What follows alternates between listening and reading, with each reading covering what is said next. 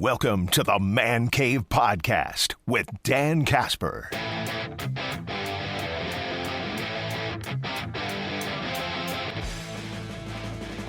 Catching up, though, with our man, Mr. Eric Balkman, High Stakes Fantasy Football Hour, Fantasy Football Players Championship, RotoViz, also host of his own program, The Score in Appleton. Good morning, Eric. How are you doing, sir? Good morning, Dan. Doing good. How are you? Not bad, man. Can you believe we're like halfway mark already through this NFL season? Yeah, it flies by. It's the longest off season in professional sports, and then when we get it, we analyze it, we enjoy it, we soak in every drop, and then before we know it, it's gone again, and it's halfway gone already. I know, man. I know. Well, we got a few questions already popping in, so let's jump right into it. We've got Chad asking you, flex in a standard league, Alvin Kamara, Aaron Jones, Travis Hunter, Tyrone Tasey. Is it, I'm trying to read in the dark here, Kashan Boot, leaning towards him? Okay, standard league, so I'm assuming this is non-PPR, right? That's what I would assume, yeah. Yeah. So I mean, Booty would probably be last for me when you talk about the volume that some of these other guys are going to get. I definitely like Tracy this week against the Niners better than Kamara at the Rams. I think Kamara is still dealing with that ankle injury too, and you had Devin Neal creeping in on his territory. Besides Tracy, Kamara, and Booty, who are the other ones? Let me bring it back up here quick. It was Aaron Jones, Travis Hunter, Tyrone Tasey, and Booty and Kamara. Okay, all right. So to me, this might come down to Aaron Jones. Well, Travis Hunter is interesting this week too because he had the bye week. And you're also looking at, him being featured more as the number one wide receiver. I think I'm going to go with Tyrone Tracy here to standard league, non-PPR. You got to go with a running back, and Tracy should get all he can eat this week against San Francisco. Peter also asking, would you trade Travis Etienne and Gadsden for Ladd if you have McBride at tight end? I think that makes sense. I still am waiting for the return or the rise of Bashal Tutin, and maybe that comes in the second half of the season. But if you already have McBride and Gadsden would be your flex, and you do need help at wide receiver, I see no reason not to make this trade. You're certainly getting the best player in the deal for sure, which is what I always like doing in those 1 for 2, 2 for 3 type trades. We've got Dan in River Falls asking, standard non-PPR touchdown heavy league. I have Jordan Mason. Zach Charbonnet is available. Should I drop Mason for him? Boy, that is a good question. I think I would stand pat with Charbonnet. Yeah, I think I'd stand pat with Charbonnet. He is getting, especially when it's a heavy touchdown league, he's getting a lot of usage inside the 10, inside the 5 over Kenneth Walker. I'm not sure why. It seems like Kenneth Walker's skill set would be better suited than Charbonnet's there. But I do like him to get more goal line touches and inside the 10 touches. I like the offense better with Sam Darnold in Seattle than I do with J.J. McCarthy in Minnesota. So I can't remember what it was, but I'd rather have Charbonnet over Mason the rest of the way. Okay, yeah, because he has Mason, and he's wondering if he should drop him to get Drop him for Charbonnet. Yep, absolutely, okay. I would. All right. Another texter, Dave, says, I'd read somewhere that I should be benching Jordan Love this weekend after the game he had against the Steelers. Should I do that knowing that my backup is J.J. McCarthy? No, you should not. I think Love is a borderline start this week against Carolina. This could be a heavy, Emmanuel Wilson game if the Packers get out to an early lead and then that defense sort of pins their ears back. But I think it's fine to start guys like Jackson Dart or Daniel Jones, Drake May. Obviously, I had a Love this week. Joe Flacco, Jared Goff. It gets a little bit more nebulous. I think it's probably Love over those guys. But if it's Love or McCarthy, you're playing Love for sure. Should I start J.K. Dobbins or David Montgomery, asks Eric. Great name, by the way. I love it.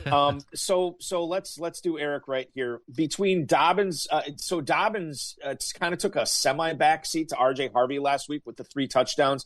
I don't think that necessarily lasts, and Dobbins is still the guy that you want to own there. Tough matchup in Houston this week. I get it. Montgomery is at home against the Vikings. Montgomery's given me a little bit of pause the last few weeks where I thought he was going to have big games, and then he ceded work to Jahmyr Gibbs, and he just never got going. And maybe that's looming large in my mind, but I'm going to say Dobbins over Montgomery here. Just trust the volume with Dobbins more than Montgomery. We've got Jordan with a text. He's like, I know you guys have talked about Christian Watson in the past.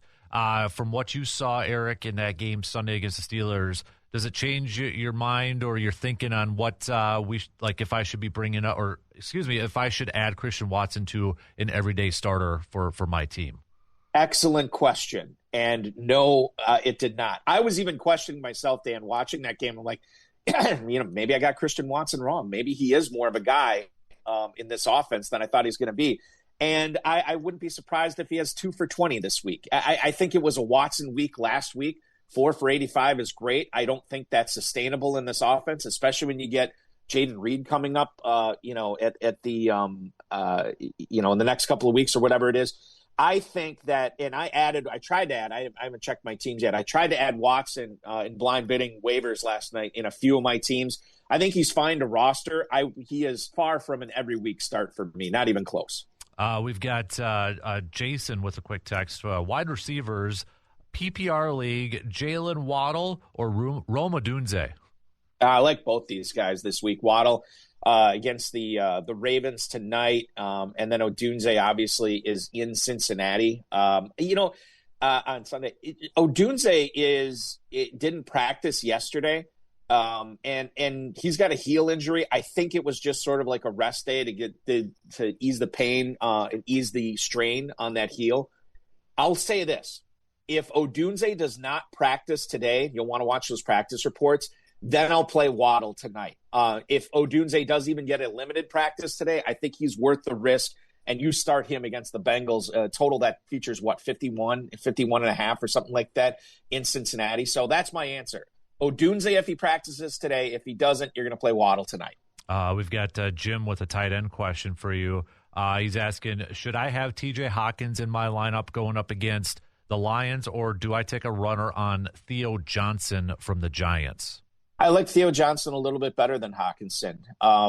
He's been more and more involved in that offense. Obviously, they are hurting for talent there with Malik Neighbors and Cam Scatterboot now down for the rest of the season.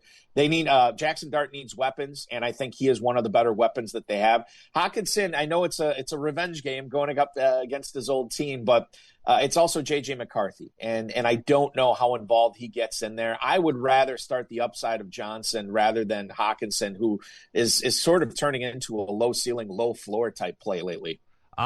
You mentioned Cam there, and that's our next text question. He's like, Eric, I need help. I had Cam at my running back. Who are some of the names that may be available on the waiver wire that were hot pickups this week? Yeah, there wasn't a whole lot as I was sorting through. I picked up Samaje Perine in some of my leagues because of his involvement in that Bengals backfield. I think he's somewhat interesting. If Brashard Smith is out there, Isaiah Pacheco is dealing with a strained MCL right now in his knee, and he's not going to play this week. Who knows when he'll come back?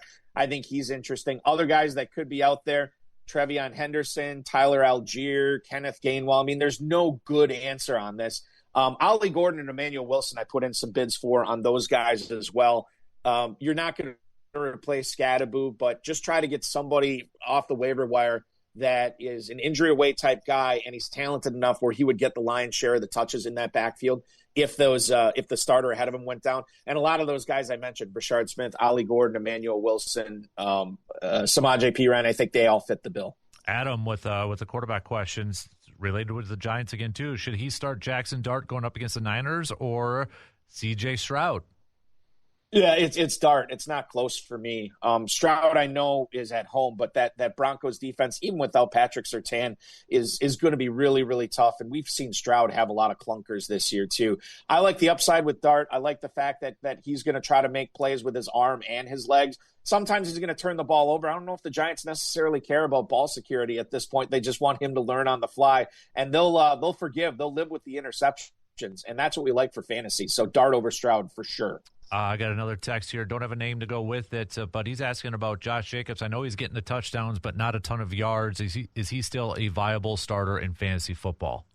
Yeah, I'm a little nervous about his calf. I think that you can kind of see the way that Emmanuel Wilson jump-started that ground game in the second half. I think Jacobs is that calf is affecting him more than maybe he's letting on. He's still a slam dunk start for me. I mean, he's still the number one guy in one of the best offenses in the NFL. So I think he's still got to play him, especially this week against Carolina. I understand that the calf strain, and I am mildly concerned about it, but as long as the Packers are bringing him out there, you got to start him in your fantasy lineup.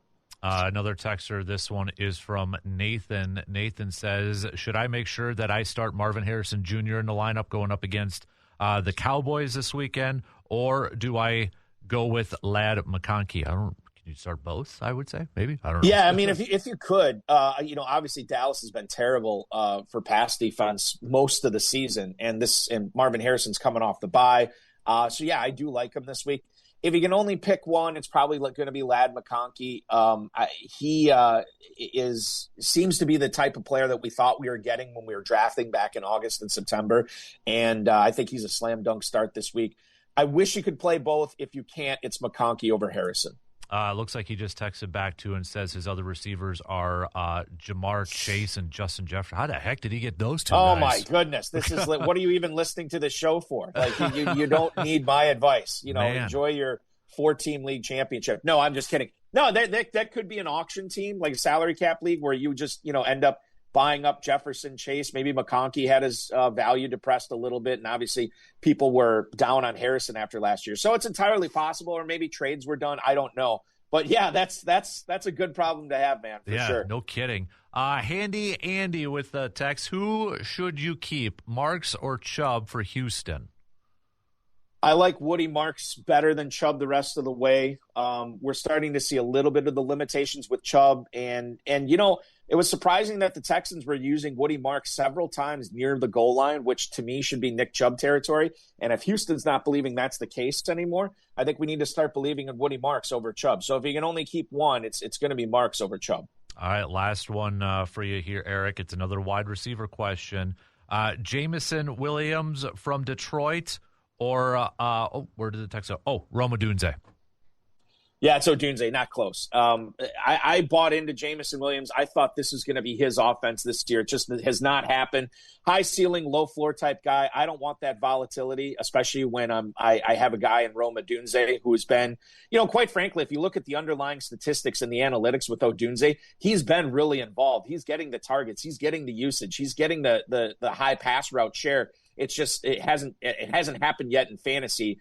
Where he is, becoming this, top 10 every week type guy. But I think this is a good week for him this week. And the great part about it is if Odunze isn't practicing, you can still play Jameson Williams later on if Odunze is inactive. You don't have to make that decision today. But Odunze is in there as long as he's active. We got Dan from River Falls just with a quick text back saying, thank you, ! I now have Charbonnet on his team. Oh, there you go. Good luck with you got to eat your charbs, basically, is what it is. Well, he's Eric Balkman, High Stakes Fantasy Football Hour, Fantasy Football Players Championship, RotoViz, Better Network, and you can also check out the show over at The Score in Appleton. Dude, thanks as always. Appreciate the chats, and you enjoy Week 9 coming up here, man. Will do, Dan. Thank you. Go Pack, go.